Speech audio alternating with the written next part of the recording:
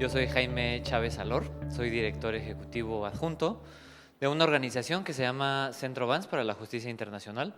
Nosotros somos un programa del Colegio de Abogados de la Ciudad de Nueva York, así que cuando estén en Nueva York no duden en visitarnos.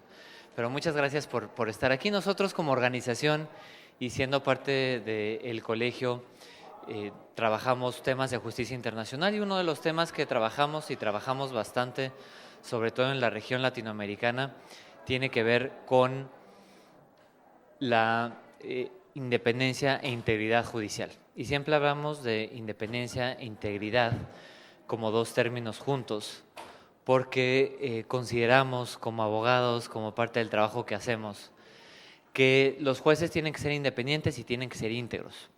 El Colegio de Abogados de la Ciudad de Nueva York es el colegio más antiguo de Estados Unidos. Es el colegio que empezó con la colegiación en Estados Unidos y se creó justamente en un momento donde la judicatura y la situación de los jueces estaba muy complicada, había mucha corrupción en Nueva York. Les estoy hablando de hace muchos años, más de un siglo. Y la reacción de la profesión jurídica fue abrir este colegio y poder, a través del trabajo del mismo, influir para que hubiera una judicatura íntegra. El Colegio de Abogados de la Ciudad de Nueva York, además, es un colegio muy importante en Estados Unidos porque, como ustedes saben, en Nueva York es donde están la mayoría de las sedes de las firmas internacionales. Entonces es un colegio muy activo. Pero hablando de firmas internacionales, cuando se preguntan cuáles son los temas que a ustedes les importan, uno básico y primero tiene que ver con que haya Estado de Derecho, ¿no? Las firmas internacionales que hacen negocios, que hacen trabajo, necesitan que en los países donde trabajen haya Estado de Derecho, haya independencia judicial, ¿no? Haya valores democráticos con los cuales se puede trabajar. Y es en esta idea que nosotros hemos estado trabajando mucho, tema de independencia judicial e integridad judicial. Y tengo la fortuna, además de pues haber conocido a las personas panelistas que nos acompañan el día de hoy, que desde sus respectivos países y de sus respectivas áreas de trabajo hacen mucho para promover, para fortalecer y para proteger la independencia e integridad judicial. Así que de esto vamos a estar hablando el día de hoy. Les agradecemos mucho estar aquí con nosotros. La idea es que podamos tener una hora más o menos de una conversación. No queremos que sean exposiciones de cada persona, sino más bien tener una conversación bastante fluida para más entretenimiento de ustedes. Y después dejar unos minutos para preguntas y respuestas del público que nos acompaña. Si les parece, podemos empezar presentando a las personas que nos acompañan. Voy a empezar de este lado. Nos acompaña la jueza Rosana Vázquez. Ella es presidente de la Asociación de Jueces Dominicanos. Así que muchas gracias por acompañarnos.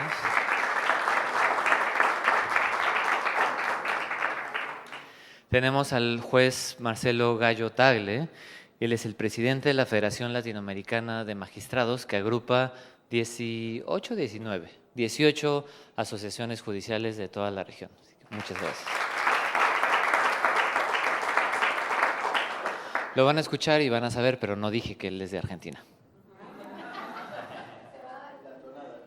Exacto. Nos acompaña también la jueza Adriana Orocú.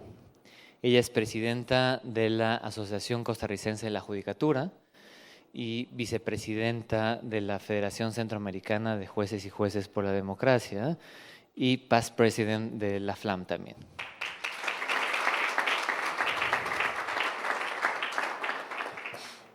Tenemos también a la jueza Elka Reyes Olivo.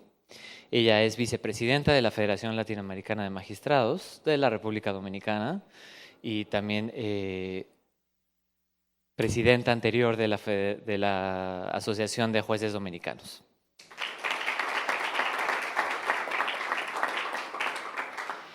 Y tenemos además un no juez que nos trae una perspectiva también diferente de México, Moisés Castro Pizaña. Él es socio del bufete Castro Pizaña de México. Así que muchas gracias por estar aquí también.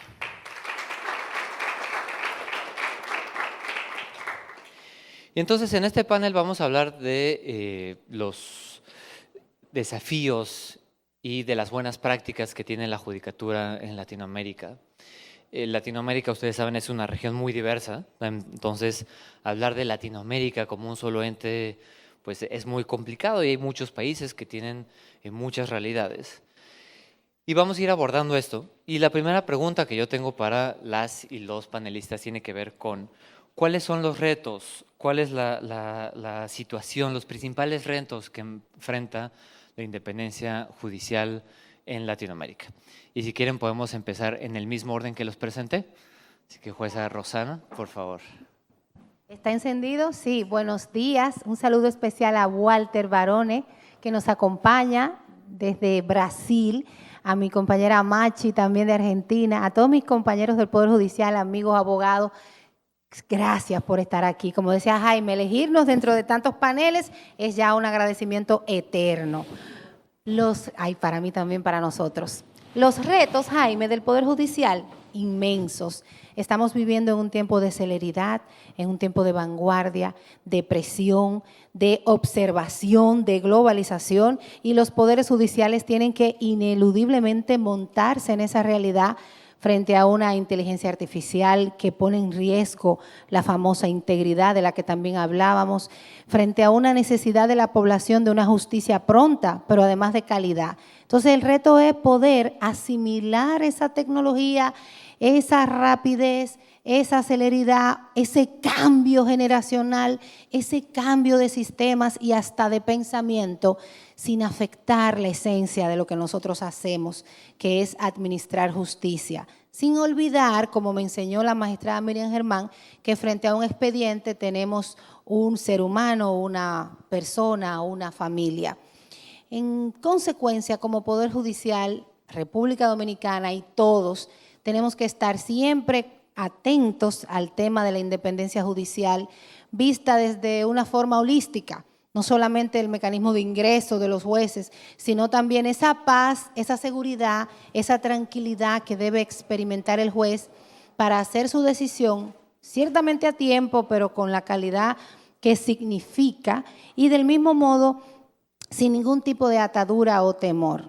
En República Dominicana vivimos en la actualidad grandes cambios en el sistema judicial que implican retos y desafíos y que en su implementación han generado situaciones de estrés para todos en el tema del cambio a plataformas, en el tema de la nueva forma de acceder, y de alguna manera eso puede disminuir la confianza, esperando, por supuesto, que en el futuro sea todo lo contrario, que logremos alcanzar la credibilidad que se necesita y dar al usuario del sistema de justicia una respuesta pronta, pero eficiente y a la vez de calidad. ¿Cómo? Asumiendo esos nuevos ingredientes, tecnología, formación constante, modificación normativa para fortalecer el sistema de carrera, la práctica o la eficientización del sistema de carrera judicial, pero también a la vez tomando en cuenta que ese cambio no puede hacerse de forma drástica y que pueda lesionar en el momento a un solo ciudadano o usuario. Cedo la palabra porque es 1 hora. Marcelo, la misma pregunta para ti, pero tú como presidente de la FLAM y ahora trabajando en tantos países, pues has visto mucho más de cerca la situación de algunos países en particular, ¿no?, que de repente preocupan un montón dentro de la región. Hay países que igual tienen retos, pero a lo mejor preocupan un poco menos. Pero sería bueno que nos puedas platicar y responder esta pregunta desde tu perspectiva más regional. Bueno, primero hago mío también los agradecimientos, no los voy a repetir para no aburrirlos. Lo único que sí agregaría que el desafío que nosotros tenemos en agradecimiento a que eligieron este panel es ser lo suficientemente ágiles en el diálogo, porque encima estamos después de almuerzo, con lo cual la modorra se incrementa. Y yo lo que quiero es, para contestar lo que habla Jaime, primero ponernos en contexto de qué es lo que hay, qué es lo que tenemos y qué es lo que tenemos que hacer. Y quiero hacer una cita que, si ustedes me permiten, la voy a leer para no faltar ni a una palabra de lo que dice este autor uruguayo, Eduardo Couture, que dice que el juez es el centinela de nuestra libertad. Cuando todo se ha perdido, cuando todos los derechos han sido conculcados, siempre queda la libertad mantenida por el juez. Pero el día que el juez tenga miedo, sea por pusilánime, dependa de los gobiernos, de las influencias o sus pasiones, ningún ciudadano podrá dormir tranquilo, porque el juez es parte importante no solo en la aplicación, sino en la creación y transformación del derecho. El desempeño de su contenido requiere, sin embargo, de una conciencia recta, de una imparcialidad absoluta, de lealtad, de honradez, del examen cuidadoso del espíritu de la norma, de la realidad del caso concreto. Entonces, el juez es el garante de nuestra seguridad, de nuestra libertad, del imperio del orden jurídico y de la realización de la justicia. Por eso se dice que cuando los jueces tengan miedo, ningún ciudadano puede estar tranquilo. Partiendo de esto, creo que tenemos conciencia entonces del rol fundamental que juega el Poder Judicial. El Poder Judicial, uno de los tres poderes del Estado, es el poder incómodo hacia los otros dos poderes, al que pretenden siempre domesticar para poder avanzar contra ese avasallamiento contra la independencia del Poder Judicial. Ese avasallamiento es porque cada vez más se está notando esa incomodidad de los poderes de turno, sea el Ejecutivo, sea el Legislativo, para domar y que el Poder Judicial pase a ser un órgano administrativo de los otros dos poderes, cosa que es por la que tenemos que luchar que nunca ocurra y que tenemos que defenderlo. Antes de avanzar a la propuesta de, conociendo el tema, ¿qué podríamos hacer para solucionarlo? Primero, respondiendo un poco a lo que me plantea Jaime, sí, en el continente, en la región, se ven innumerables y diferentes problemas, pero todos apuntando al mismo objetivo, domesticar el Poder Judicial.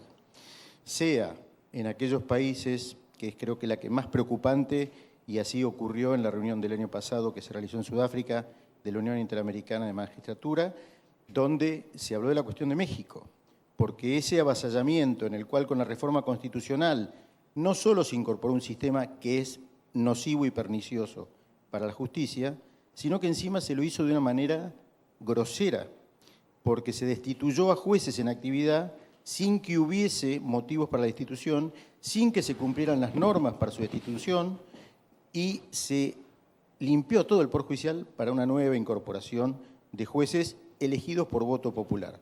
Después, si hay tiempo y si quieren, podemos detenernos un poco de lo nocivo que es el sistema de la votación por el voto popular. Pero vamos al punto. Este fue un avance. Avance que incluso hasta se gestionó una reforma constitucional sin convocar una constituyente, por una simple mayoría en la que se obtuvo el voto popular, del que también podemos hablar en un rato si quieren, y con ese voto popular se logró tener una mayoría para lograr ese cambio constitucional. No por las vías adecuadas, pero un cambio constitucional que destituyó a todo el Poder Judicial. Ese fue una manera de tratar de domesticar al Poder Judicial, cambiar un Poder Judicial que resultaba incómodo a ese Poder Ejecutivo. Pero no es el único. Podemos hablar de la situación de Honduras. En Honduras están ocurriendo distintos tipos de mecanismos de persecución de jueces. Por ejemplo, aquellos que resultan incómodos, en vez de, si hubiese el caso de que están cumpliendo mal su función y cumplir las normas legales para su destitución, se los está trasladando de lugares a lugares lo suficientemente incómodos como para poner en duda su continuidad o no. O sea, imagínense una situación familiar donde su familia está establecida en un lugar, que tengan que trasladar a toda la familia, interrumpiendo el proyecto familiar establecido en el lugar en el cual se está desempeñando. Y sorpresivamente, de un día para mañana, los cambian de destino.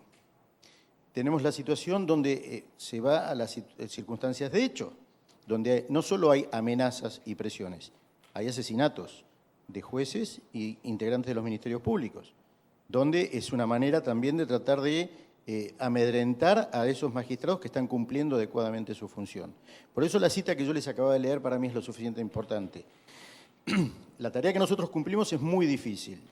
Es muy difícil, ¿por qué? Primero porque ya la responsabilidad que nos cabe para cumplirla implica una responsabilidad y una idoneidad importantísima para cumplirla. Y cuando a veces estamos recibiendo determinados tipos de presiones externas, esas presiones externas pueden complicar el ejercicio de una tarea que, aunque tengamos todo un equipo trabajando con nosotros, en definitiva es una tarea que se realiza en soledad, porque la decisión final es nuestra. Podemos tener todo un equipo que nos acompaña, un montón de gente que nos apoya, pero la decisión final es del magistrado actuando en soledad. Entonces, hay distintos aspectos, pero todos apuntando al mismo objetivo. Proyectos de modificaciones legales, donde se disminuyen determinadas condiciones de trabajo de los magistrados que están en funciones. Les pongo un ejemplo que es muy frecuente, que es hablar de los privilegios de los jueces. Que aquellas situaciones en las cuales hay normas que defienden determinadas circunstancias son privilegios para los jueces, cuando en realidad es exactamente la cara opuesta a lo que se plantea. Es el privilegio del ciudadano, garantizado por la Constitución, de contar con jueces idóneos e independientes en defensa de los derechos que ellos, los ciudadanos, van a recabar, que la justicia los analice y los defienda. Y si eventualmente me los rechaza, que me los rechace con fundamento y no por una presión externa. Entonces, no es un privilegio de los jueces contar con ciertas responsabilidades. Y ya lo veo a Jaime mirándome de reojo, con lo cual se me va el tiempo. Síntesis. Hay un sinnúmero de inconvenientes que lo que tienden por distintas vías, reformas legales, ampliaciones de miembros de la Corte en algunos casos, o modificar las mayorías para la destitución de los jueces, son todas distintas medidas que todas apuntan al mismo fin. Tratar de correr al poder incómodo, que es el que controla los otros dos poderes. Muchas gracias. Jueza Orocu, Costa Rica siempre se ha visto como un país muy sólido, con una democracia muy fortalecida en la región latinoamericana y sobre todo en Centroamérica. Pero últimamente la situación ha cambiado un poco, ¿no? Hay algunos retos nuevos, así que si nos pudiera compartir un poquito de eso. Claro, bueno, primero igualmente muy buenas tardes a todos y todas.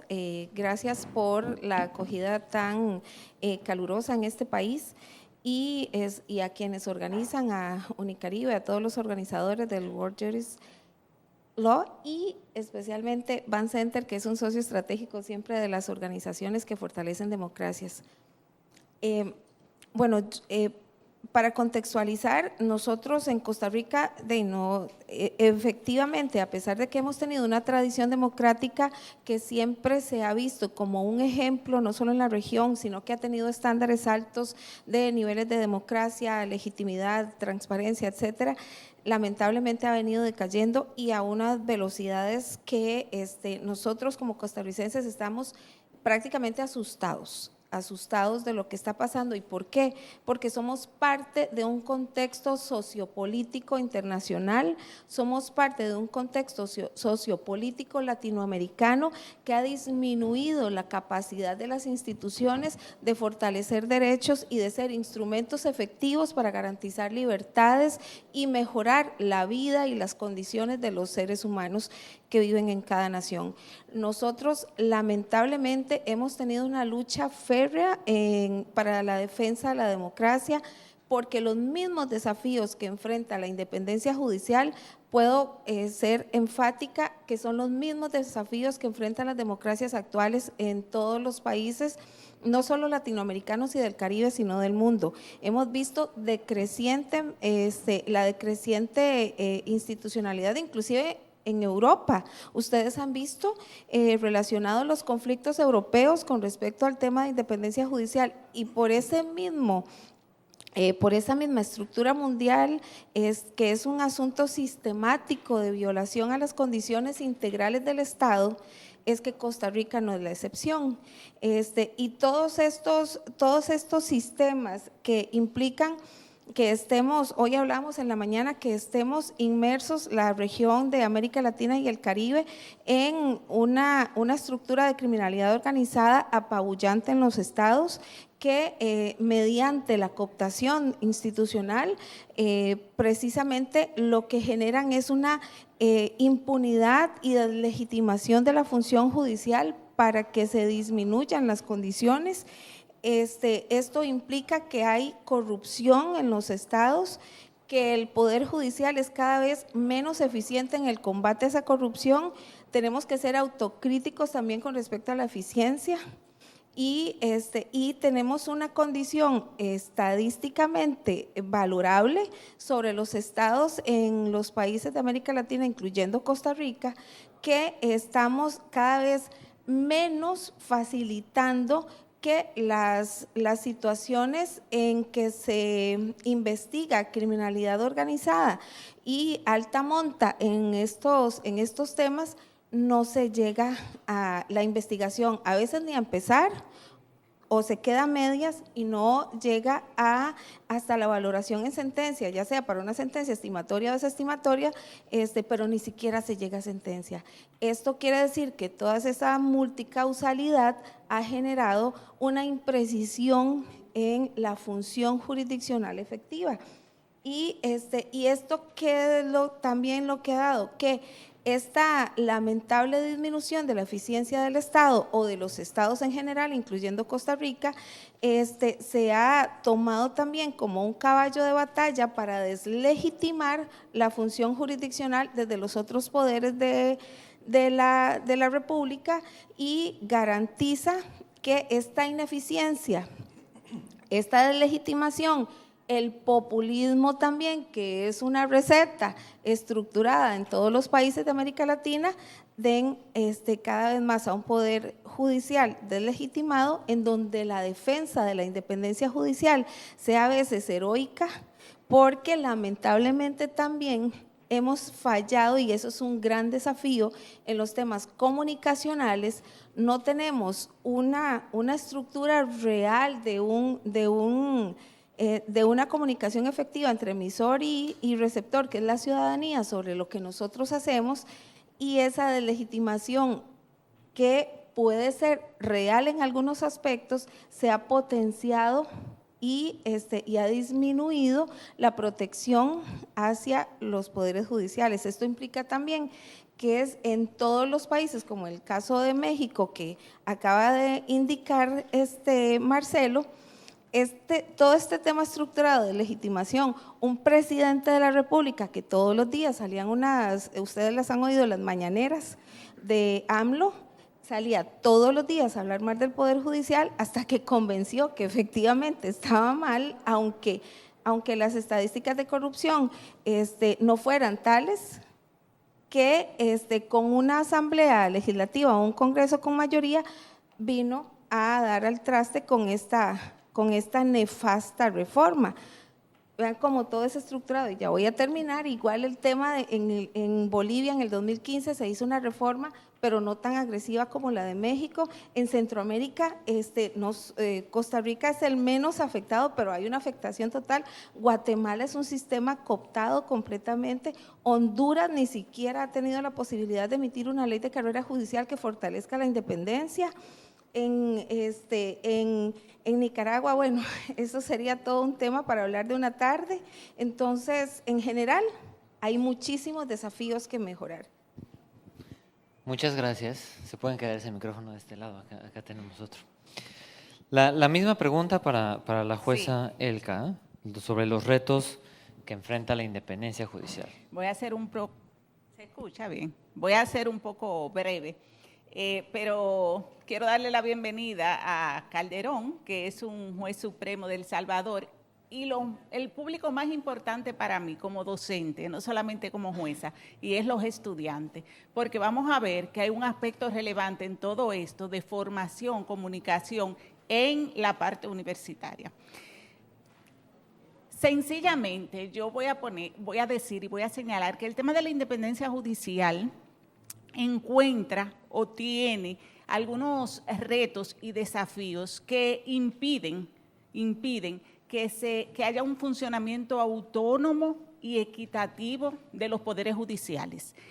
A nivel regional, voy a señalar taxativamente cuáles son estos elementos. Está el tema que algunos ya lo han mencionado, de la corrupción interna del Poder Judicial, en lo cual hemos visto que en algunas regiones, algunos países de la región, es una situación realmente seria y que impide el avance, además de crear la desconfianza en el Poder Judicial. Otro aspecto o elemento es que no tenemos tenemos una débil cultura democrática y legal. Se desconfía en el Poder Judicial. La imagen no ayuda y no colabora en que las decisiones, aun cuando sean realmente justas, objetivas y de un juez independiente, la ciudadanía pueda confiar en ella. Tenemos además el tema de la falta de protección de los jueces y tenemos jueces dictando sentencias sin una adecuada protección de seguridad, de la integridad personal y familiar de esos jueces. También tenemos la falta de presupuesto de los poderes judiciales, en el cual se disminuye o no existen leyes que fijen un presupuesto adecuado para el Poder Judicial, y en algunos países que lo tienen se le disminuye de manera arbitraria. Otro aspecto es lo relativo a la presión mediática, y se habló de populismo. La mayoría de los poderes judiciales tienen la situación de la presión mediática, de la prensa, de querer en muchas oportunidades, y a veces viene incluso del mismo Ministerio Público, de llevar los casos, y eso efectivamente que erosiona y lesiona lo que es la independencia judicial. Está la presión política, que no tenemos que decir o dejar de mencionarla, y esencialmente para mí esos son los elementos que impiden realmente un poder judicial fuerte, donde se reconozca y se respeta la independencia, y sobre todo el tema de que se vea como un poder judicial igualitario y equitativo. Buenísimo, muchas gracias. Duro y a la cabeza. Moisés, ya quedamos establecidos que tú no eres juez, pero sí eres abogado. Eres abogado postulante y litigas ante los jueces, ¿no? En tribunales. Ya hablaba Marcelo de que cuando se habla de las garantías de independencia judicial, a veces se confunde que parece que son privilegios de los jueces y en realidad son derechos de las personas, ¿no? De las personas justiciables, que es que yo como persona que tengo un tema y voy a jueces para que me lo resuelvan, mi garantía es tener un juez imparcial y un juez independiente, ¿no? Varias personas de este grupo, en noviembre del año pasado, estuvimos en la Comisión Interamericana de Derechos Humanos y fuimos a denunciar ataques a la independencia judicial. Y una de las preguntas que hicieron los comisionados, uno en especial, fue: ustedes vienen a decirnos que como jueces los atacan, pero nosotros escuchamos a un montón de víctimas que nos dicen que los jueces no hacen su trabajo. Entonces, tú como abogado postulante, desde la perspectiva de no juez, ¿cuáles ves que son estos retos que enfrenta la independencia judicial? Porque tú quieres jueces independientes, ¿o no? Por supuesto. Muchas gracias, Jaime. Muchas gracias por la introducción. Quiero decirles que, bueno, pues buenas tardes a todos. Es un placer. Pocas veces tengo la oportunidad de estar en un diálogo abierto con miembros tan ilustres del Poder Judicial, ahora de los diversos países de Latinoamérica. Digo, lo hago todo el tiempo en mi ejercicio profesional, pero no en ese contexto, así es que voy a tratar de aprovechar esta oportunidad. Yo les diría que de algunos de los retos que se han compartido por los ilustres panelistas, pues desde luego yo comparto muchos de ellos, pero me parece que hay uno particularmente que es el más importante del Poder Judicial, visto desde fuera del Poder Judicial. Como abogados nos podemos percatar de lo que los justiciables están clamando en temas de justicia. Se ha hablado en otros paneles que la justicia no es popular, desde luego que no es popular. La justicia es un elemento que es necesario en nuestras sociedades, pero que no es un elemento que a todos deje contentos.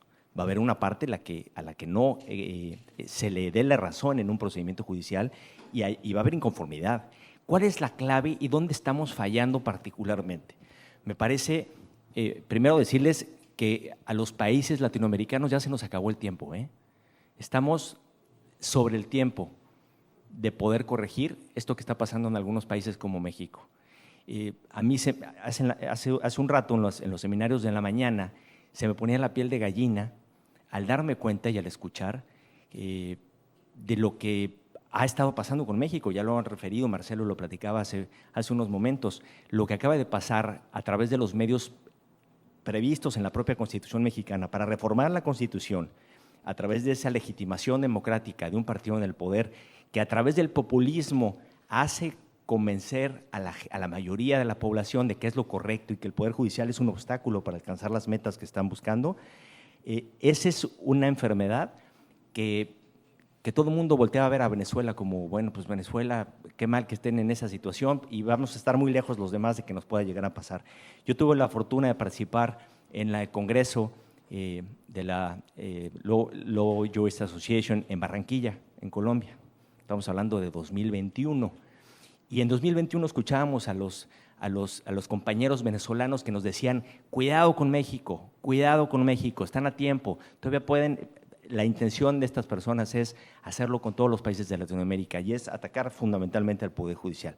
Y ahora sí, contestando a tu pregunta, ¿cuál sería el principal reto y dónde tenemos que apuntalar? Desde mi punto de vista, creo que los diagnósticos que nos han compartido mis queridos compañeros de panel, pues has acertado, pero estamos en una visión del Poder Judicial hacia adentro del Poder Judicial. La falta de presupuesto, una mejor capacitación, protección a la función jurisdiccional, mejores salarios, mejor equipamiento, cuestiones de tecnología, inteligencia artificial, evitar la corrupción, cómo fomentamos. Pero lo más importante, y yo con esto contestaría esta primera pregunta para dar oportunidad a los demás miembros del panel a abordar en este punto, es tenemos que compartirle a la población en general, con un lenguaje común, adecuado, sin tecnicismos, qué está haciendo el Poder Judicial, por qué es importante la independencia del Poder Judicial, por qué esto representa un concepto tan etéreo como el Estado de Derecho, que es un pilar fundamental para que los países puedan funcionar, para resolver sus diferencias, las personas que vivimos en sociedad, cómo vamos a someternos ante una potestad jurisdiccional y cómo vamos a resolver, sobre todo, ante los abusos del poder. Y en esa tendencia natural de que los países hoy, los políticos, en términos generales, sin importar de qué preferencia política sean, izquierda, derecha, centro, los que sean, pero hay una tendencia mundial natural a concentrar el poder. Y entonces estamos fallando desde el punto de vista de los abogados, desde el punto de vista de los jueces, desde el punto de vista de la sociedad en general, en transmitir a las nuevas generaciones, a la sociedad en general, para qué está el Poder Judicial y por qué es tan importante que sea un poder que no tenga injerencias ni presiones de terceros y que resuelva conforme las reglas que se establecen para resolver los conflictos. Ese sería mi primer punto. Los tecnicismos son muy valiosos para resolver los aspectos técnicos, para comunicarnos entre abogados, para comunicarnos entre jueces y abogados, pero necesitamos ejercer ese derecho a entender de la ciudadanía. ¿Cómo le vamos a explicar a un justiciable que le estamos dando la razón a la otra parte? ¿Y cómo se lo hacemos entender de manera correcta, sin tecnicismos, para que entonces, a pesar de que la resolución le sea contraria, pueda entender en una lógica natural, que no técnica, por qué no se le dio la razón a esta persona? Y entonces nos vamos a evitar suspicacias de que seguro hubo corrupción, seguro le dieron dinero al juez, seguro pues es que son poderosos y entonces son intocables estos señores. Si podemos empezar a justificar esas resoluciones judiciales y a transmitirle a la sociedad en general por qué los jueces, por qué la judicatura está resolviendo de determinada manera aspectos que le tocan resolver como jueces, en ese momento vamos a poder educar a nuestra sociedad, y el día que cualquier persona, político, grupo de poder se le ponga en contra de los jueces, los primeros que van a saltar por los jueces, ¿quiénes van a ser? Nosotros, porque sabemos lo importante que son los jueces para mantener nuestras garantías, nuestros derechos, nuestras libertades. Hasta ahí lo dejaría. Muchísimas gracias. Y tocas un punto bien importante, ¿eh?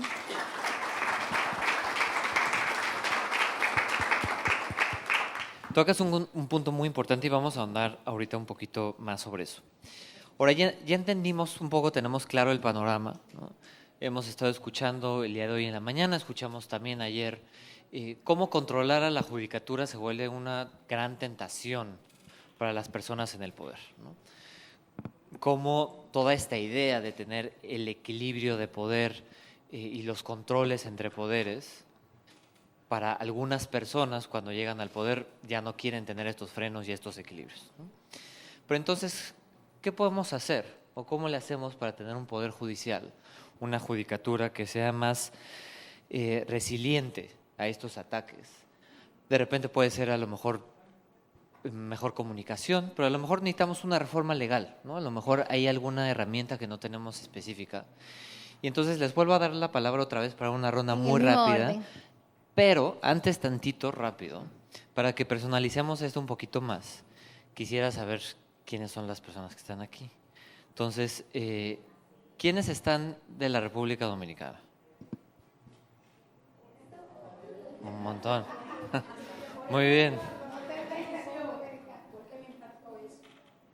¿Quiénes están de Chile?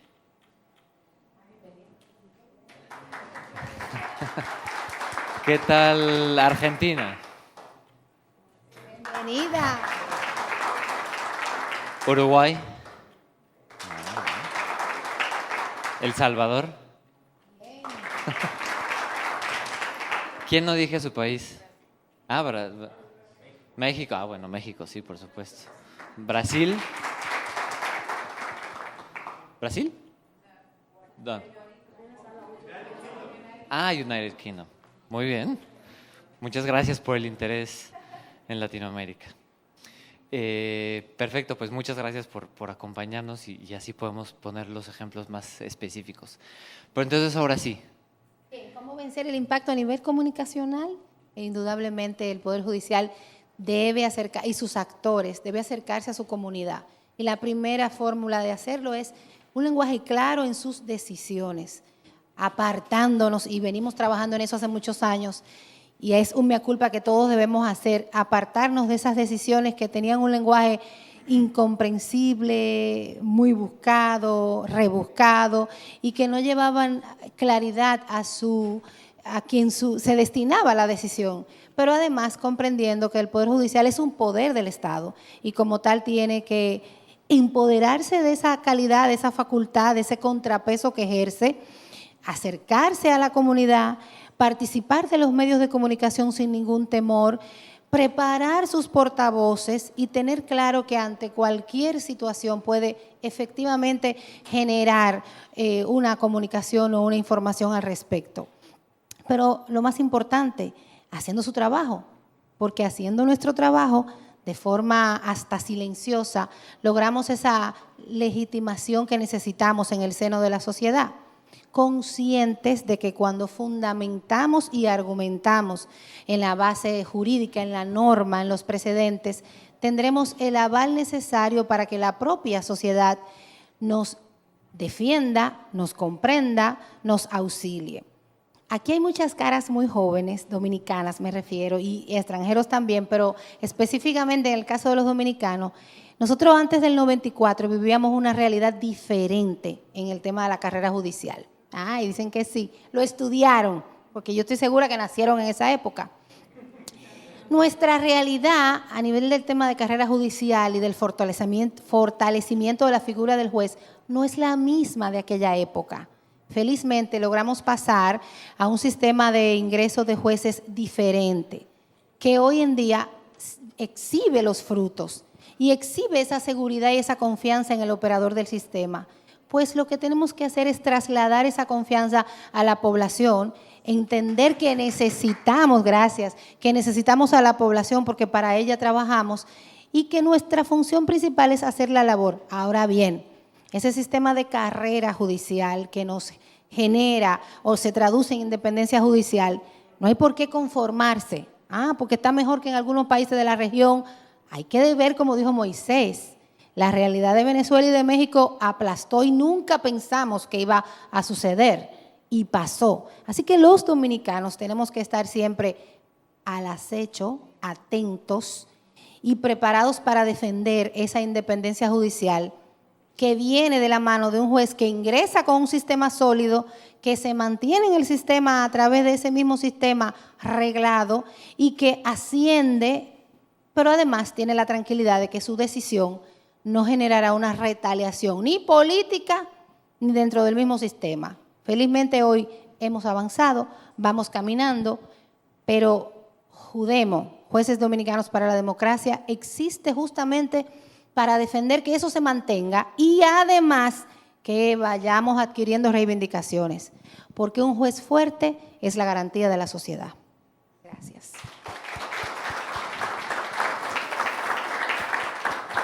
Marcelo, hablábamos de que tú recibes un montón de denuncias de ataques a la independencia judicial, ¿no? De un montón de asociaciones, de jueces en lo particular, ¿no? Y entonces, ¿qué buenas prácticas hay para fortalecer a las asociaciones o a los jueces a que puedan responder a estos ataques, ¿no? Idealmente lo que quisiéramos es que no haya los ataques, pero los va a haber, y habiéndolos, ¿cómo fortalecemos eso? ¿Cómo defendemos a las asociaciones? Mira, vos planteás el rol que cumplo y de la cantidad de países que integra la Federación, pero lamentablemente el tema es común a todos por igual. Varios de los que están acá conmigo en el panel han expresado que el primer problema que debiéramos afrontar es una adecuada comunicación.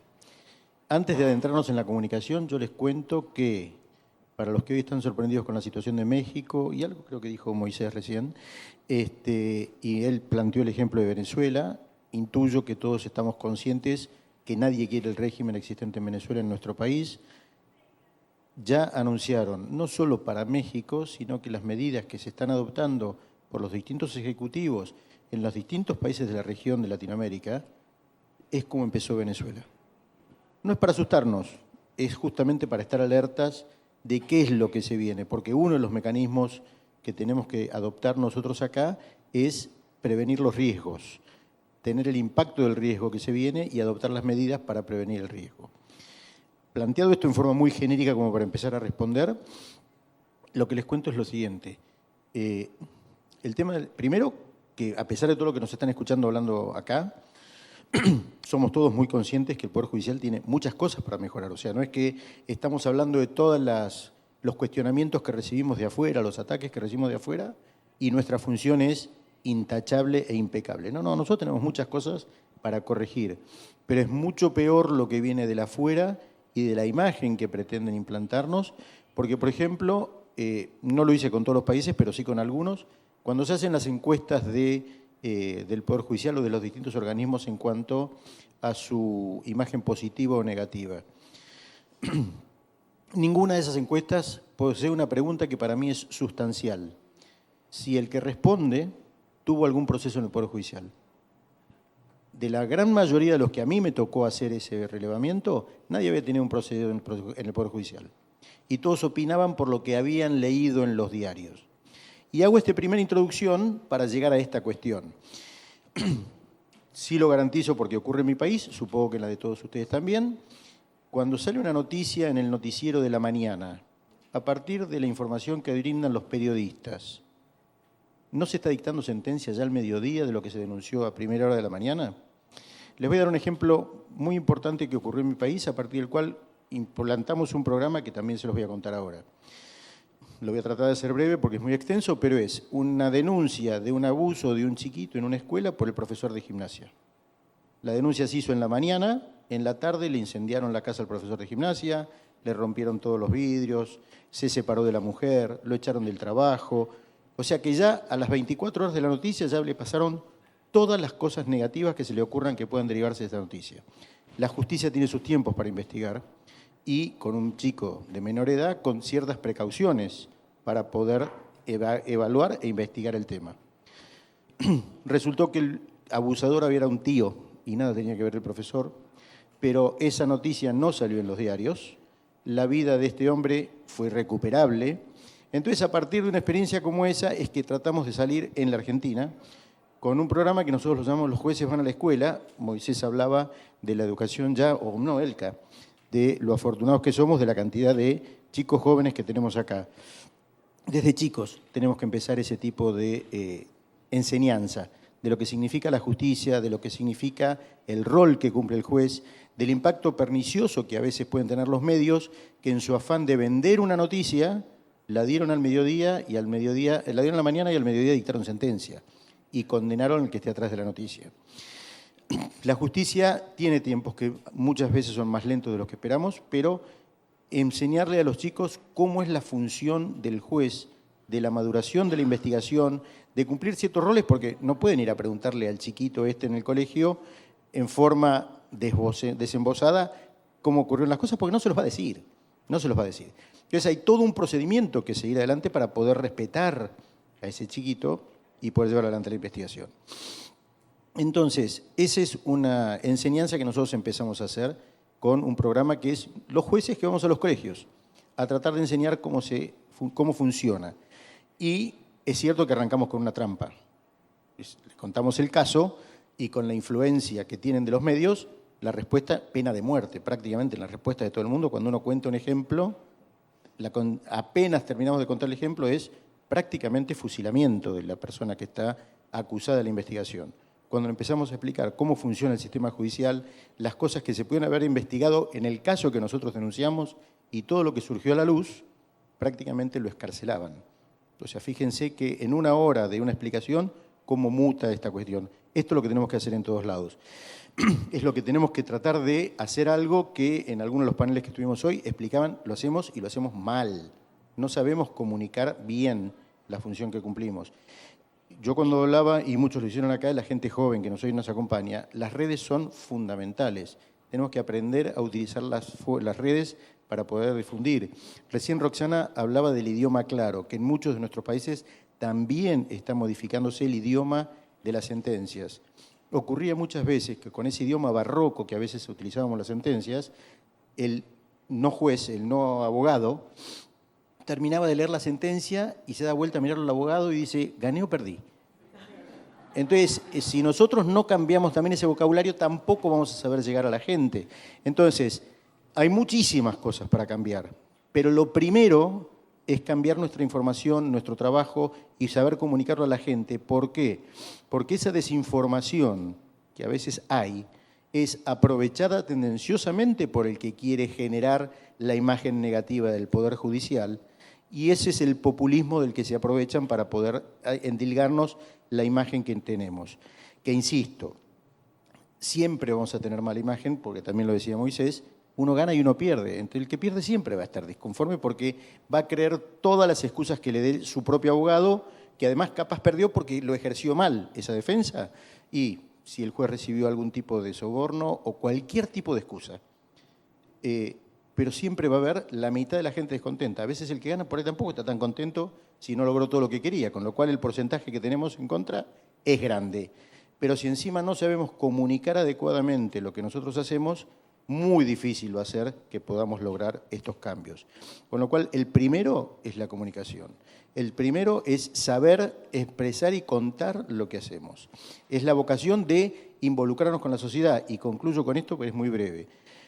Otro programa que desarrollamos en la Argentina también es la asistencia a los presos. En mi país, por lo menos, entrar a la cárcel, lejos de una reforma, es un perfeccionamiento en el delito, cuando uno ingresa a una cárcel. Entonces, lo que hemos hecho con muchos jueces, sobre todo los que juegan más al rugby, desarrollar un programa incorporándolos en ese deporte, lo que ese deporte y los códigos que ese deporte conllevan, y en el deporte tratar de generar una unión, una comunidad con los propios detenidos, sentirse ellos incorporados a un sistema, y ha dado muy buenos resultados. El darles ese espacio, que se los mira desde otro espacio, desde otro lugar, eso ha ayudado muchísimo a la reinserción de muchos de ellos, que han cambiado notablemente su conducta. Así que como para hacer hay mucho, y ya otra vez Jaime me está mirando, así que voy a pasar el micrófono, pero por eso digo, creo que las distintas posibilidades, que no son solo las que estoy contando acá, y otras más que podría seguir incorporando, parten de nosotros mismos. Una es la enseñanza, la comunicación, y otras tantas que podemos incorporar.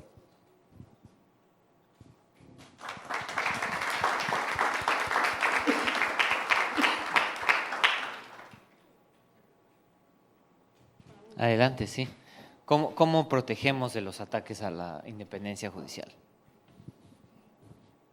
Bueno, esto también es multifactorial, el tema de cómo atacarlo, pero aquí yo creo que todos tenemos una voz cantante con respecto a la falta de comunicación efectiva de la justicia con los justiciables.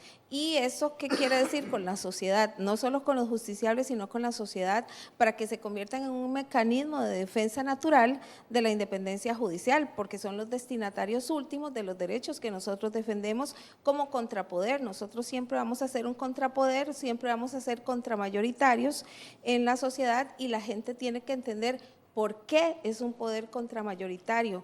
¿Por qué siempre vamos a tener toda una estructura colapsante dentro del Poder Judicial? En mi país, por ejemplo, les pongo de ejemplo que los ataques comenzaron, aunque las actuaciones de los jueces y las juezas estuvieran bien, los ataques comenzaron cuando se empezaron a declarar inconstitucionales leyes o actos administrativos ilegales, cuando se abrieron en este momento 70 causas penales contra quien ejerce el poder principal de la República, que es la presidencia. Entonces, obviamente, para lograr condiciones de que donde yo tenga pista abierta para los excesos de poder, es lograr esa deslegitimación a través de unas narrativas que son construidas, a las que nosotros como jueces y juezas, que somos juristas y no comunicadores, no estamos entrenados ni mucho menos para poder tener un espacio de tú a tú. Eso es como decían los abuelos, de burro amarrado contra tigre suelto. Y ha sido histórico, y no sé cuánto tiempo nos va a tratar de, o vamos a lograr tratar de revertir esto.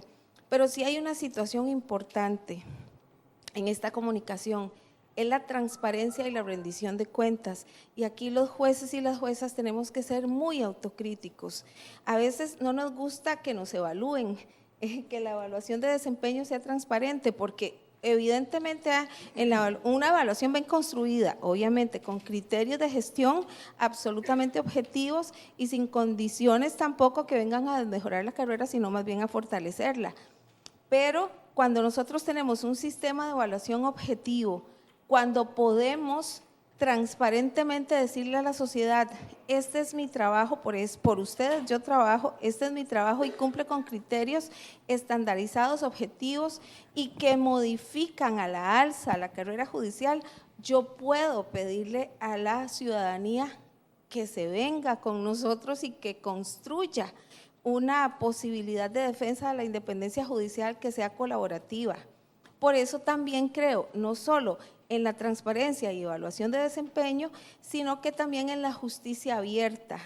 En los países donde la justicia abierta, a través de mecanismos como la ONU o las cumbres judiciales, han tratado de mejorar esto, pero la justicia abierta no es solo esta transparencia en disposición de datos, no es un portal de datos abiertos, es una situación realmente que es comprensiva y colaborativa de la ciudadanía en la justicia. Y eso es lo que tal vez a veces también somos un poco reacios entre los poderes judiciales o los mismos jueces de entender. Aquí tiene que darse un entendimiento en doble vía de lo que la ciudadanía quiere de la judicatura y que nosotros sepamos transparentar, y lo que nosotros hacemos hacia la ciudadanía y que ellos lo puedan entender. Así, en este canal de comunicación efectivo es donde el ganar puede estar garantizado.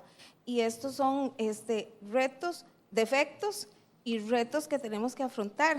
A veces, solo para poner un ejemplo, la misma comunicación, si nosotros no sabemos comunicar, les puedo decir, por ejemplo, que los jueces centroamericanos estuvimos inmersos con un equipo valiosísimo mexicano de comunicación para que trataran de ayudarnos en una iniciativa comunicativa hacia la sociedad.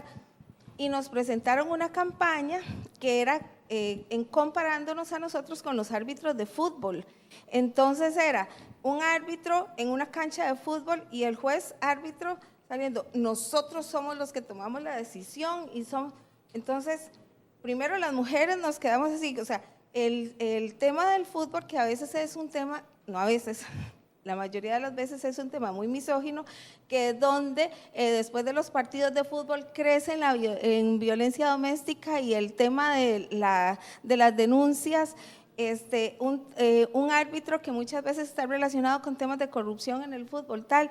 Entonces, si ni siquiera pudimos en varias sesiones manejar bien una idea con comunicadores que se dedican a esto, entonces nosotros dijimos, bueno, qué difícil. Entonces, cuando nosotros le hablamos a la sociedad, el tema es muy complicado, pero insisto, comunicación empieza por transparencia, por la evaluación efectiva de nuestro trabajo y poder comunicárselo a las personas a través de una estrategia y poder entonces hacer ese match, esa colaboración para que mejore la sociedad en estos temas de fortalecimiento de la justicia. Muchas gracias. Misma pregunta por acá. Yo voy a como me caracterizo, un poco puntual respecto de lo que son las buenas prácticas que a mi entender son necesarias para fortalecer y mantener lo que es la independencia judicial. Entre ellas tenemos, en aquellos que no lo tenemos, porque nosotros tenemos un procedimiento para ingreso y mantenimiento en la carrera sobre los méritos meritocrático a los fines de evitar que personas que no tengan la competencia puedan poner en juego no solamente la imagen del Poder Judicial, sino la tutela judicial efectiva que se nos encomienda. También tenemos, además de blindar lo que es la carrera judicial, sobre aspectos que son relevantes y que ya mencionamos anteriormente, que ustedes verán que se relacionan y tenemos que vincularlo, porque justamente eso, que son los riesgos y los retos, son lo que tenemos que desarrollar como buenas prácticas para que realmente se fortalezca o podamos materializar lo que es la independencia judicial relativo a la seguridad y al presupuesto. Pero también tenemos el tema de tecnología y transparencia, que permite realmente no solamente ver lo que está pasando en el Poder Judicial, sino tener a disposición todo lo que sucede en el mismo, sobre sistema de gestión de casos, pero además las informaciones relativas, por ejemplo, las declaraciones juradas de los jueces, los procesos que se llevan a cabo para su traslado, entre otras cosas. Aspectos relevantes resulta y que se debe fomentar el tema de la cultura de la independencia judicial, en el cual se ha entendido, y lo entiende así en la mayoría, es una situación que no solamente atañe a la República Dominicana, sino a toda la región, de que se entiende que la lucha por la independencia judicial corresponde a los jueces y nada más lejano que eso. Corresponde al ciudadano y nosotros la hemos asumido y eso es una parte relevante de lo que es esa necesidad de una cultura democrática y de sensibilización que después seguro va a surgir adelante. Pero además la necesidad de establecer organismos y coaliciones para monitoreo y alerta temprano, para que no nos pase lo que pasó con México, que pueda alertarse a los fines de evitar cualquier tipo de situación que ponga en riesgo realmente lo que es la independencia judicial. Y le paso el micrófono a Moisés para que… Gracias. Varias personas, para el caso de México que se ha estado mencionando un montón, dijeron que los jueces mexicanos, las jueces y los jueces, al final no se defendieron tanto. Como que había los ataques y empezaron en las mañaneras y se mencionaban y decían y luego empezaron a atacar a personas en específico, pero de repente como que todo pasó muy lento y ya cuando se dieron cuenta ya estaba la reforma, y ya cuando se dieron cuenta ya pasó la reforma y ahora las elecciones son como en un mes, ¿no? Por ahí. ¿Qué les falló al final a los jueces en México? Gracias, Jaime. Pues creo que fallaron muchas cosas y creo que no solo a los jueces. Yo creo que por eso les decía que el tiempo ya se nos terminó. O sea, ya estamos en tiempo extra y estamos ya con poco oxígeno. Y no solo en México, me refiero a toda América Latina particularmente. Desde luego que a los jueces les corresponde, no solo les corresponde la defensa del Poder Judicial, a quien nos tendría que corresponder pues es a toda la ciudadanía, que tendríamos que conocer y saber para qué está la división de poderes, por qué es importante un poder judicial autónomo, independiente, fortalecido, pero también un poder judicial que sea congruente y que sea comprometido. No hay mejor motivación que de los propios miembros del Poder Judicial para defender ese Poder Judicial. Pero para defenderlo no solo cuando es atacado, para defenderlo desde la justificación de sus resoluciones judiciales, para acercarse con el gremio de abogados, para acercarse con los colegios de abogados de manera que puedan intercambiar opiniones, criterios, formas de pensar, de interactuar en la forma en la que construyen sus determinaciones judiciales. De esta manera, entre abogados, que somos los que usamos, digamos, a través de los justiciables que requieren algún tema de justicia penal, civil, mercantil, administrativa, etcétera, ante el Poder Judicial, podemos encauzar las finalidades del sistema de justicia.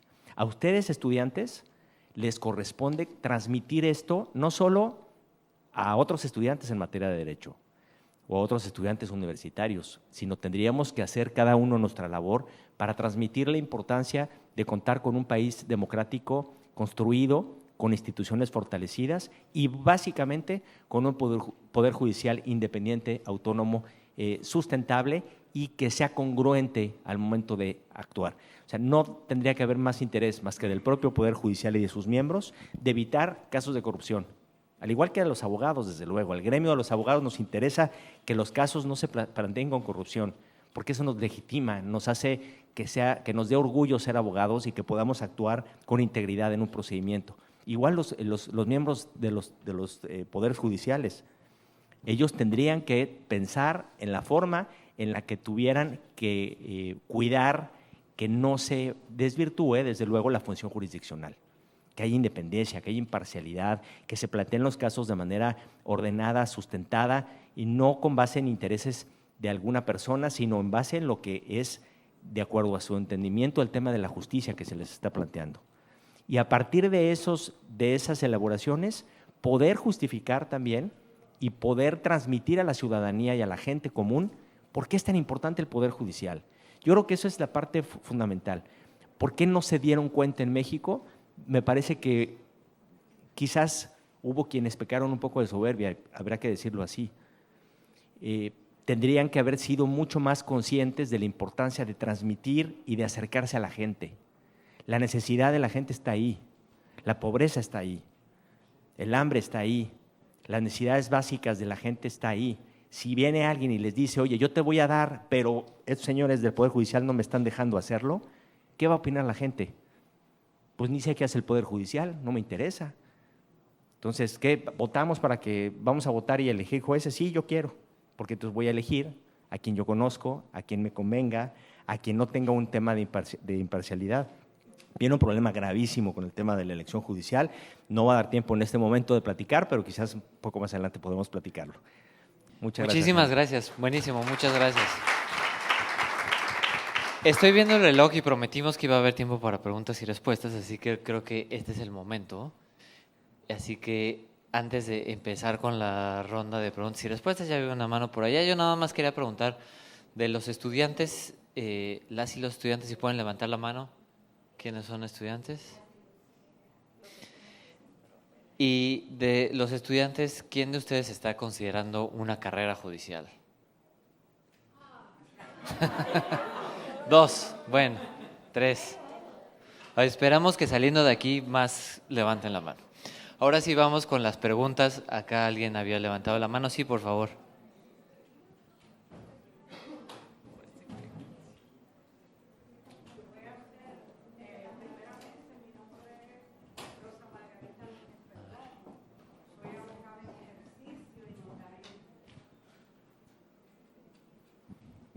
Soy de Aso de Compostela y estoy por el Colegio Dominicano de Notarios porque soy la presidenta de la filial. He tenido un ejercicio de manera constante. Ya tengo como abogado más que la edad de Cristo, 34 años. Y he tenido un ejercicio constante y activo. Pero en los últimos tiempos he bajado porque lo externo ha afectado mi interno. La situación en la República Dominicana, entiendo que en la República Dominicana la peor corrupción es el miedo. El miedo de los jueces que dictan sentencias injustas por miedo. Y eso me ha llevado a tener hasta diabetes. Por el ejercicio constante y las decisiones injustas que se dan. Y eso me ha afectado y me ha obligado a un poco a separarme. Pero quiero que para las nuevas generaciones esto desaparezca, para que no les cueste lo que a mí me ha costado. Y voy a hacer 2 preguntas, de verdad que me ha afectado emocionalmente en la vida. Voy a hacer 2 preguntas. ¿Cómo afecta a la sociedad dominicana la percepción de que algunas decisiones judiciales no corresponden al derecho, sino al miedo o la conveniencia? Esa es una, para que cualquiera de las 2 juezas que están aquí me la responda. Y la otra pregunta es, ¿qué hace la Asociación de Jueces para salvaguardar la autonomía de los jueces, promoviendo un entorno en el que puedan ejercer sus funciones sin presión a temores y presiones externas? Eso lo digo porque hasta inclusive era muy activa en materia penal y escuchaba a jueces decir que daban sentencia condenatoria porque condenando no se suspendía a jueces, pero sí, si dictan una sentencia, por ejemplo, en el juzgado de la instrucción, un no lugar donde se le han aportado todas las pruebas a los fines de que se pueda dictar un no lugar, no se dicta por presiones y por miedo, donde puede haber una sentencia donde de descargo y no se hace por miedo. Entonces, la pregunta está hecha, espero su respuesta. Muchas gracias. Gracias. Acá uno de los jóvenes tenía levantada la mano. Muchas gracias. Buenas tardes. Con anterioridad, el señor Marcelo mencionó un caso que realmente me llamó la atención, el cual mencionaba que en Argentina se estaba haciendo un programa para integrar a los reos en algunos deportes como el rugby. No sé si usted está empapado con la realidad y la situación en las cárceles dominicanas, donde el sistema humanitario no es el ideal, donde también existen mafias y bandas dentro de las mismas. Me gustaría saber qué ideas, desde el punto de vista internacional y exterior, que usted tiene, puede proponer hacia una mejoría dentro de este sistema penal dominicano. Gracias.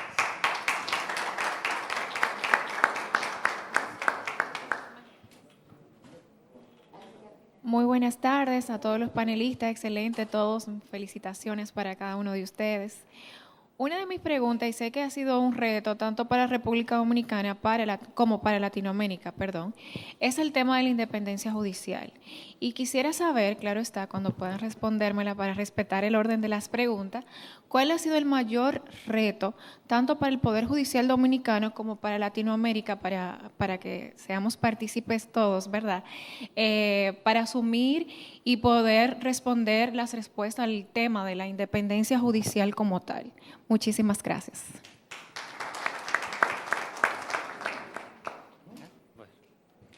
Muy buenas tardes a los distinguidos panelistas y muy buenas tardes a los distinguidos presentes. Escuchando este panel me preocupó mucho la situación de México y me gustaría saber si es posible verificar si se cumplió con el debido proceso al momento de tocar la Constitución mexicana, toda vez que entiendo que es una Constitución rígida. Y si no se cumplió con el debido proceso, elevar un recurso de inconstitucionalidad. No obstante a eso, entiendo que la decisión que destituye a esos jueces constituye un acto administrativo. Y como un acto administrativo no escapa del control judicial, me gustaría saber si se puede incorporar un recurso contencioso administrativo y a la misma vez una medida cautelar para detener las actuaciones administrativas que se están llevando a cabo. Gracias.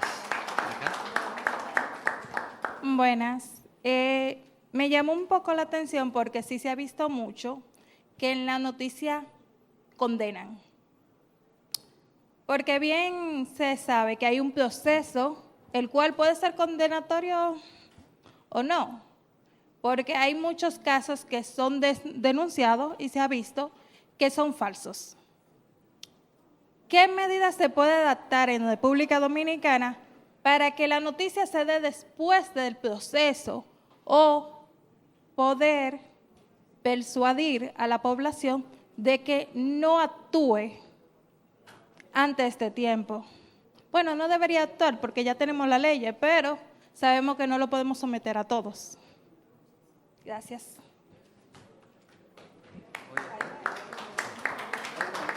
Breve, por favor, porque ya estamos. Breve. Buenas tardes. Buenas tardes. Okay. Una cosa que siempre pasa, yo soy abogado de ejercicio, y es que muchas veces no son los jueces, son los fiscales que instrumentan mal los expedientes. Y hay que tomarlo en cuenta, que los fiscales instrumentan mal los expedientes y llegan con esa falencia desde antes a los jueces. Los jueces no pueden fallar con lo que no tienen. Entonces hay que tomarlo en cuenta. Que a la vez que habló de la cárcel ha cambiado aquí. Ya tenemos deportes, digo, por el grupo de Plata, ¿verdad? Cárcel modelo, que sí resuelve. Hay muchas cosas que han cambiado. Breve, por favor. Sí, lo mío es breve. Hablaron aquí en el panel sobre el acercamiento de los jueces a la población. Entonces, yo que soy abogada un poco más mayor que muchos de los que están aquí, no tanto, pero había un criterio, los jueces hablan por sentencia. Entonces, que eso es como dos ideas encontradas, cómo los jueces se acercan a la población y cómo los jueces hablan por sentencia. Inclusive no quieren que los jueces se acerquen mucho a los medios de comunicación. O incluso otra idea era, el juez no habla con nadie, el juez no tiene muchos amigos, el juez tiene que estar en un lugar recluido, solamente hablan entre ellos. Entonces, ahí hay un problema para cómo acercamos esa visión del juez más cercano a la ciudadanía. Última, porque, perdón, vamos a tener que apurarnos porque si no nos van a correr. Bueno, esta pregunta está mayormente dirigida para la señorita Orocu, que mencionó la transparencia y la rendición de cuentas y el papel que tienen los medios de comunicación en este caso. Pregunto, hoy en día el medio de comunicación principal ya no es la televisión ni la radio, sino las redes sociales. Entonces, ¿cómo pueden las redes sociales ser aliadas o amenazas para la transparencia y la rendición de cuentas? Y asimismo, ¿qué responsabilidad tienen estos comunicadores sociales sobre la información que ellos difunden? Gracias. Muy buenas preguntas. Este es el momento que me da gusto que soy moderador y no panelista.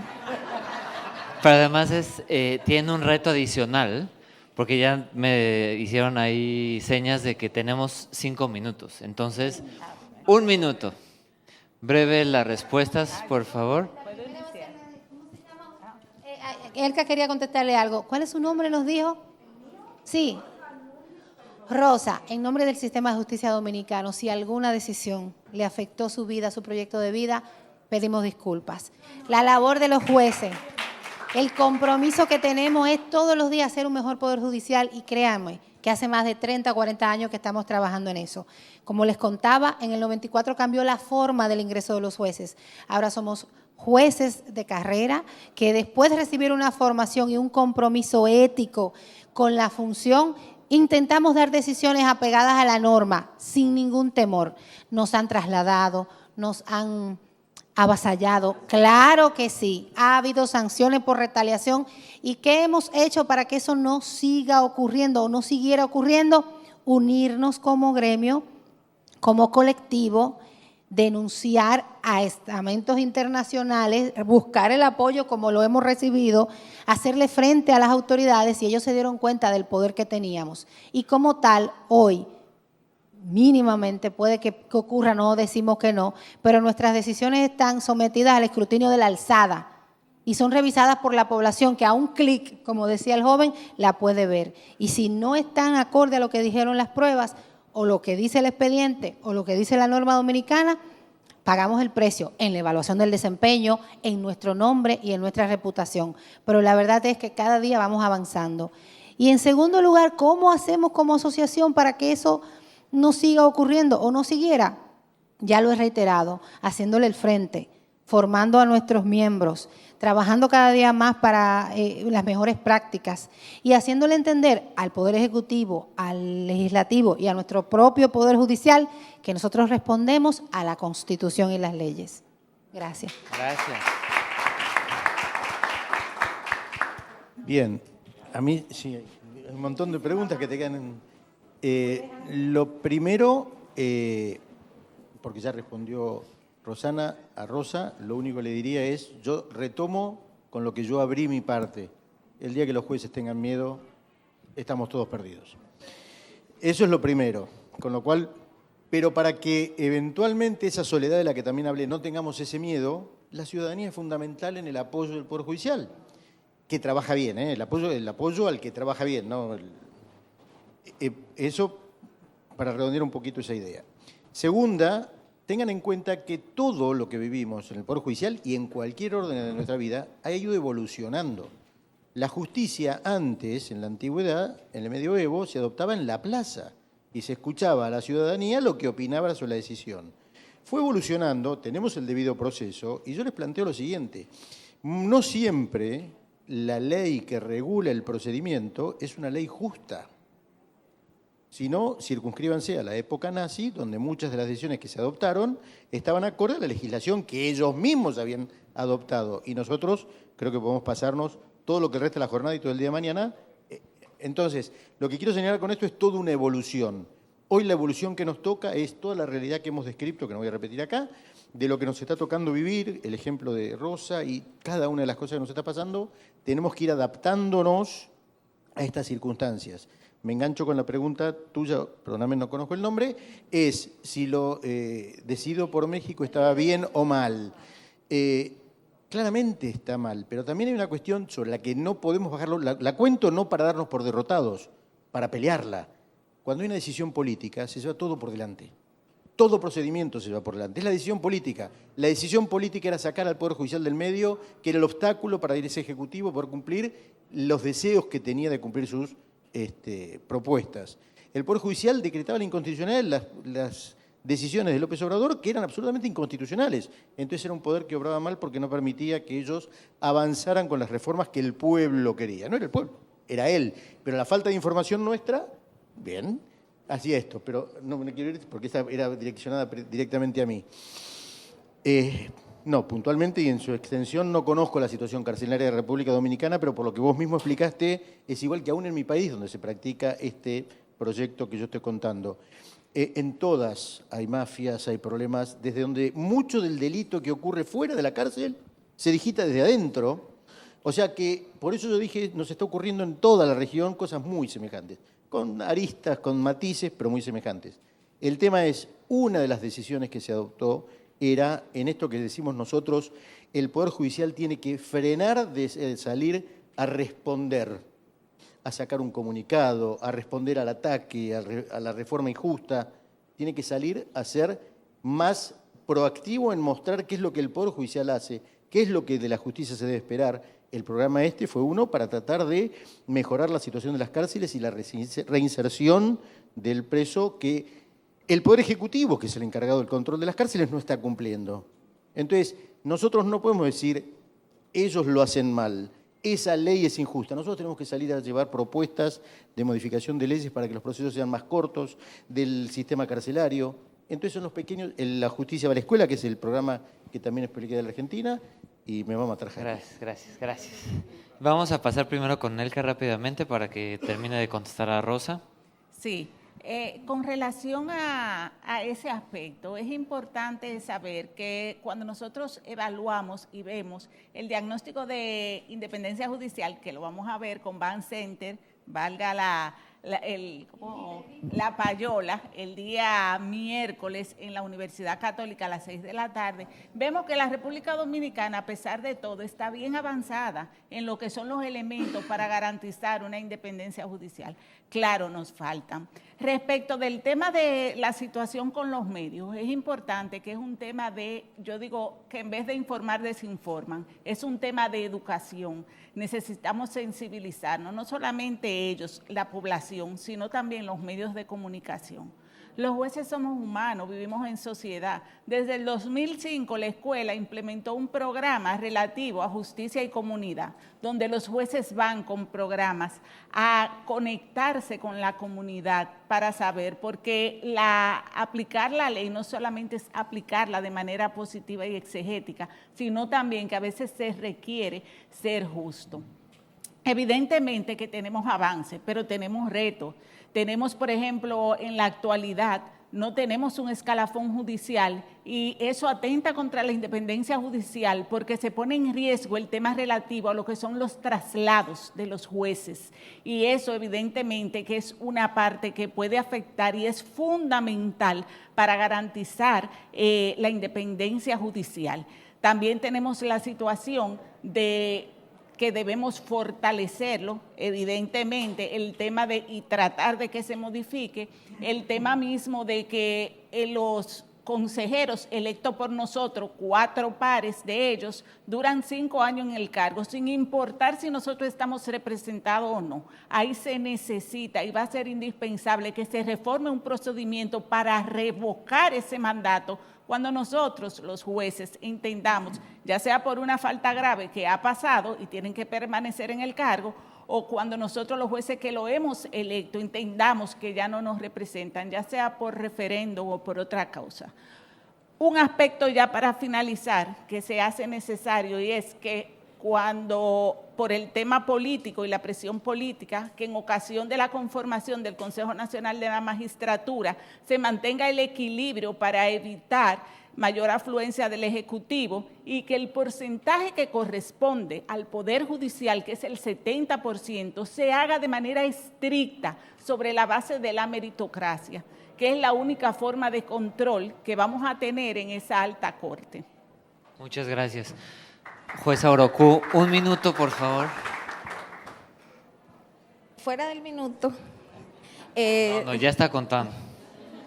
Fuera del minuto, solo quisiera decir algo con respecto a República Dominicana. Ustedes tienen una gran ventaja estratégica y es esto. Si ustedes revisan el último informe del Banco Mundial con respecto a las valoraciones económicas, ustedes son el único país de América Latina y el Caribe que después de la pandemia creció en clase media. ¿Eso qué quiere decir? Que tienen mayores sistemas de educación y mejorados. La clase media lo que da es la ventaja poderosa para que se entiendan estas situaciones no solo de independencia judicial, sino de fortalecimiento institucional. Ustedes pasaron del 2021 al 2024 de un 33 a un 42.9% en clase media. Y son los que menos desventajas de vulnerabilidad tienen para sostener esa clase media. Son un ejemplo, pero síganlo haciendo, formando estrategias para estos temas comunicacionales. Y con respecto a la superpregunta que hizo el muchacho, ¿cómo se llama usted, perdón? Romario. Futbolista Romario, respecto a la pregunta, lo que debemos tener claro es que estamos en la época de la posverdad. Lamentablemente, y la verdad se genera después de que se ha generado eventualmente la mentira.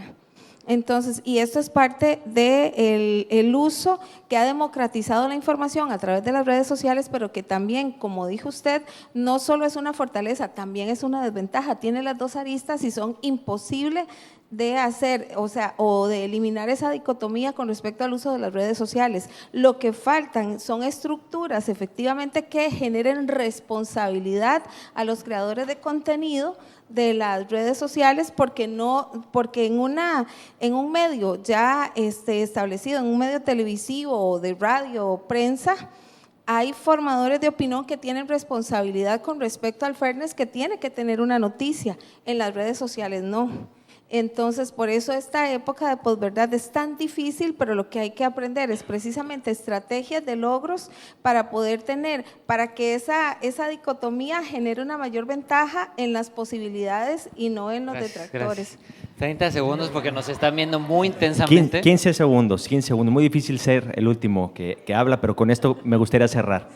República Dominicana lo están haciendo muy bien, pero no dejen de empujar hacia ese objetivo. Exigen a sus gobernantes que no ataquen injustificadamente al Poder Judicial, protéjanlo, cuídenlo, pero también exíjanle que haga su tarea. Y desde el Poder Judicial seguramente así lo harán con este atinado diagnóstico que han hecho sobre lo que se está haciendo y los retos y oportunidades que hay.